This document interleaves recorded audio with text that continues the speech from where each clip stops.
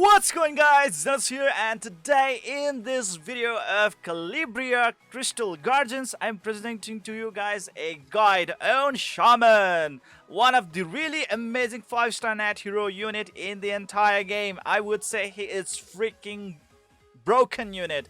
He's too OP, and if you really manage to get him, it's gonna be really good. And best part of it is that like he's not of a light and dark faction. Yes, that means like he is much easier to obtain, so try to get him right away. He has a lot of potential, not only for the current contents but even for the future contents. That's how powerful he really is. So before starting this video, please do subscribe to my channel, and you can check out the description section below of this video in order to have the quicker access to this video. Alright, so now let's get this started. First of all, his stats.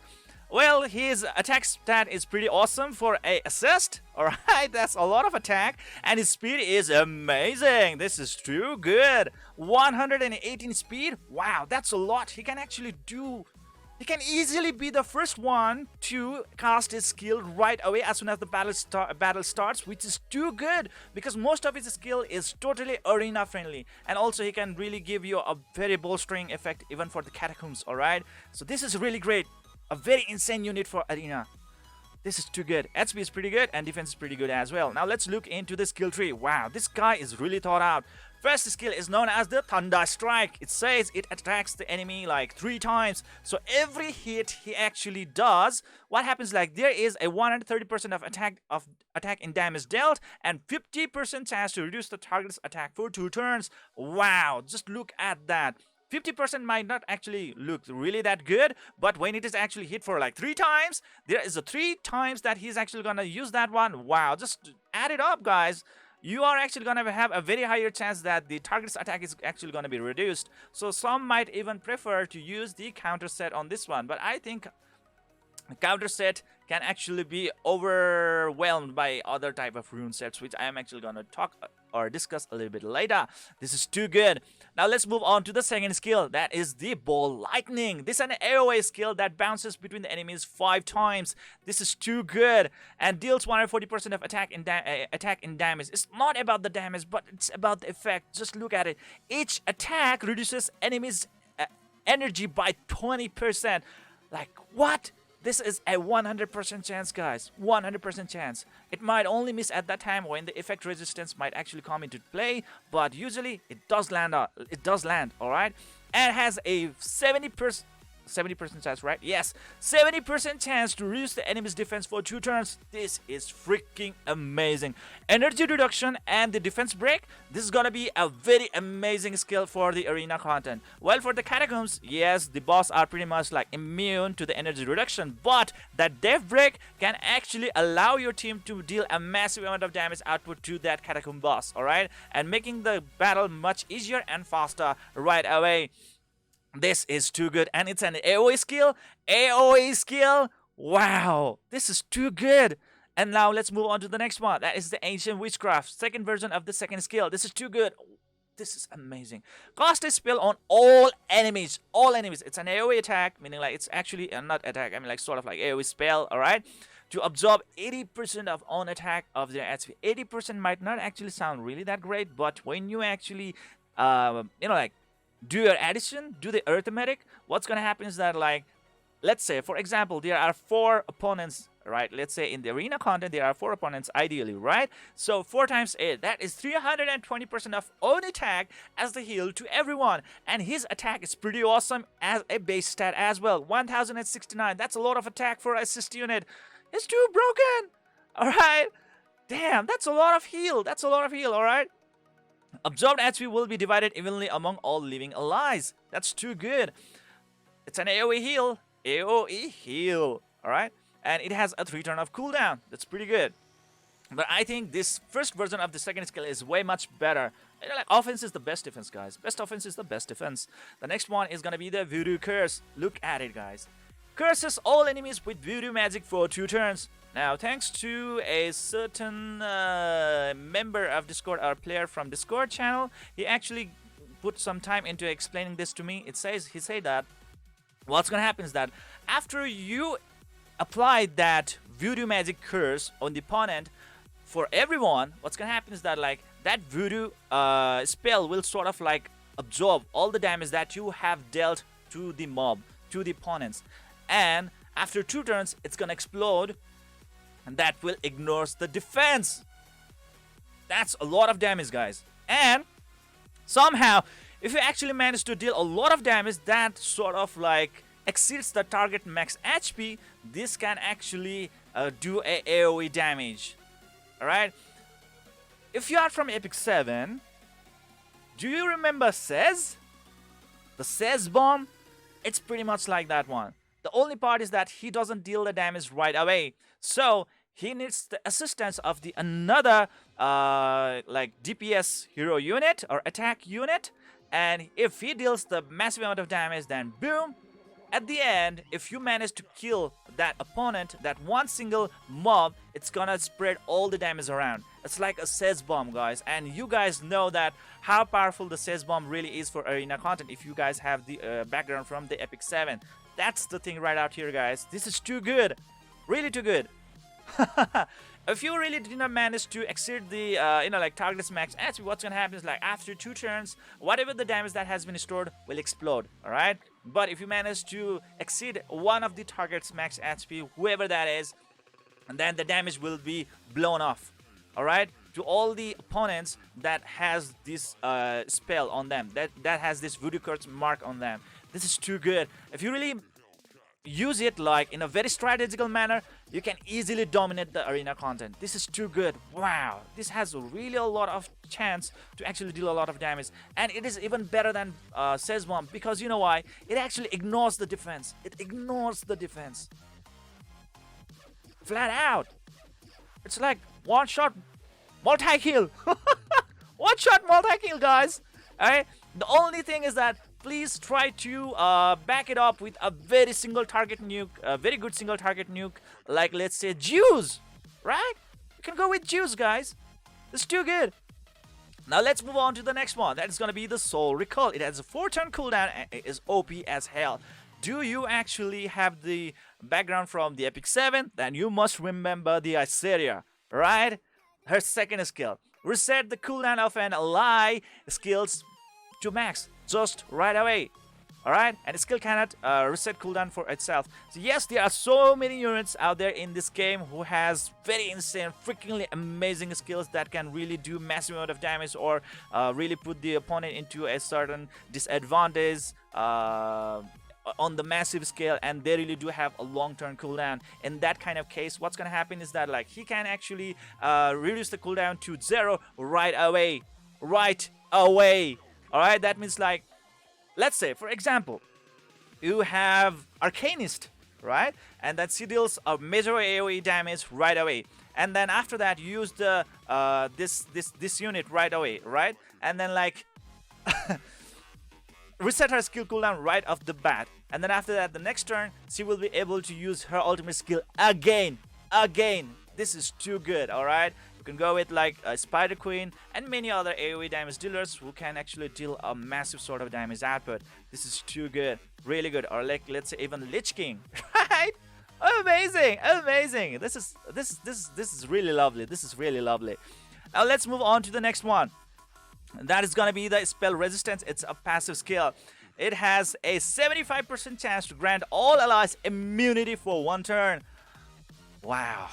This is definitely gonna be a very amazing and very good utility skill for the arena content, because if you can just protect yourself right off the bat from any sort of negative status effect that might come from the opponent, this is like a charm. This just works like a charm, guys. I mean, like immunity right off the bat as a passive whenever you start the game.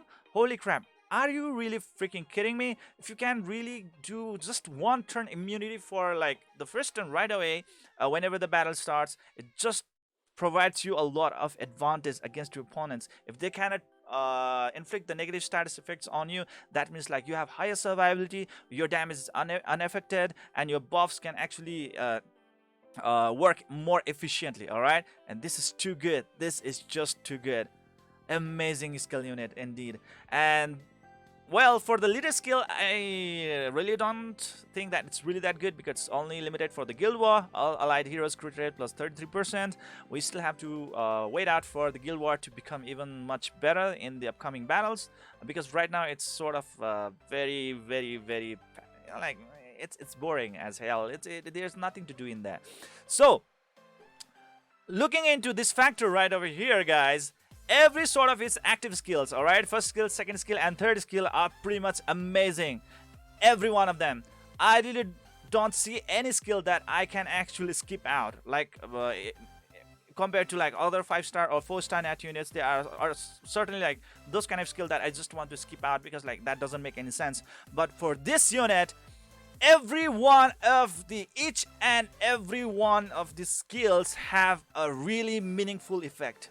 All right, that means like he does really have a true versatility.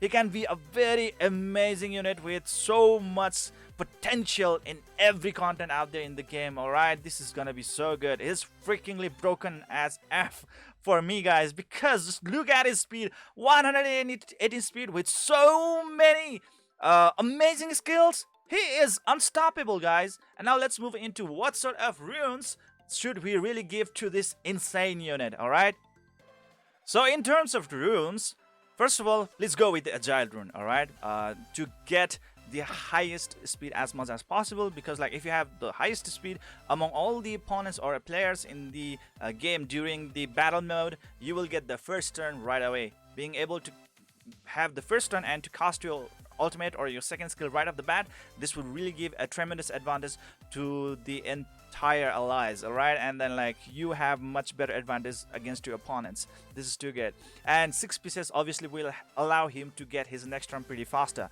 The next one is going to be the Desperation rune. Obviously he has a lot of like AoE skills. That means Desperation rune can actually be really good as well. Being able to provide extra debuff, or let's say negative status effect known as stun, is pretty awesome on itself as well. And 6 pieces will reduce the target's energy by 50% as well. AoE skills with the target's energy reduction of by 50%, that is really insane. And he already has like 20% of energy reduction already on his stuff, and having that 50% of energy reduction as the bonus, wow, he can easily cripple the enemies. He can easily cripple the enemies, guys. The next one is going to be the Berserk rune. This one, 4 pieces and 6 pieces. With the 6 pieces, you will be getting like 30% chance for a bonus turn, which is too good, too good. This will also really allow him to recycle, or let's say, like refresh his skills much faster. Getting extra turn means like there is like faster reset in the cooldown of his skills as well, and you have already witnessed how awesome and amazing his skill sets really are, and that really gives him that higher advantage already. This is too good. You cannot really pass out on this one. Too good, guys, too good. And the next one, obviously controversial type counter rune set, because his first skills also really do have that attack reduction stuff, which can be pretty good for both PvP and the PvE content or catacombs. But in catacombs it will be shining much better, all right, compared to the arena. That's what I think. But anyways, it's really up to you guys on what you really want to give. For me, in my opinion, either the Agile runes or the Berserk runes will be the best one to go. And if you are even asking me like among the Agile and Berserk, what would you pick, I would go for the Agile, because like being able to cast your skill, the first one in the battle, really makes a lot of difference if you have Shaman in your battle. All right, so you should be the one to cast a skill right away, and this will just give you tremendous advantage indeed. All right, so I really like this. Oh my god, this is too good. And try to pair him up with the Windwalker as well to get the instantaneously like another turn, so that like he can channel through the first like his ultimate skill and his second skill right away, and that can actually lead to a tremendous advantage in your side on your wake. And the last one should be the main damage dealer, like let's say Juice, who is really specializing at a single target nuke, a massive damage to a single target, and that can actually initiate a bombing effect. The curse, the voodoo curse, can annihilate the entire opponent team in just one go. All right, this is too good. This is really, really, really good. Now, the next thing right over here is what to give him in the second, the fourth, and the 6th slot as the primary stat. So when we are going to talk about the primary stat, the 2nd slot obviously without any question should go with the speed stat boost as the primary stat.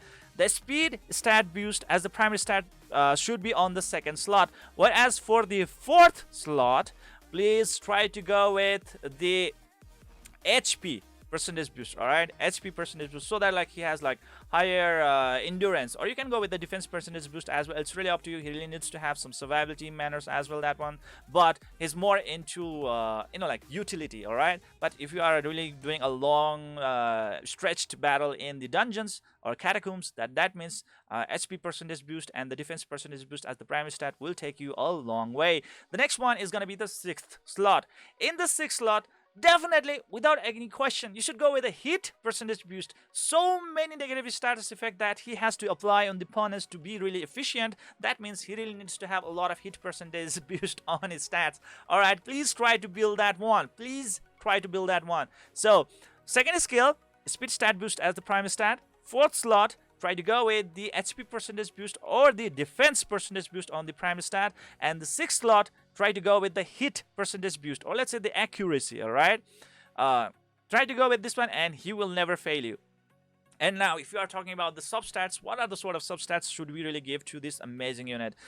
Speed boost, obviously, HP percentage boost, defense percentage boost, and hit percentage boost. All right, this 4. And you can even go with the attack percentage boost as well. As you know, with his 2nd skill version 2, he will heal the HP of entire allies depending on how much attack he has. Higher his attack stats, the more heal he is actually gonna deal. So yes, if you really have some attack stats on him as well, that is gonna go really nicely if you really want to use him as a really good healer unit as well, which he really is as well.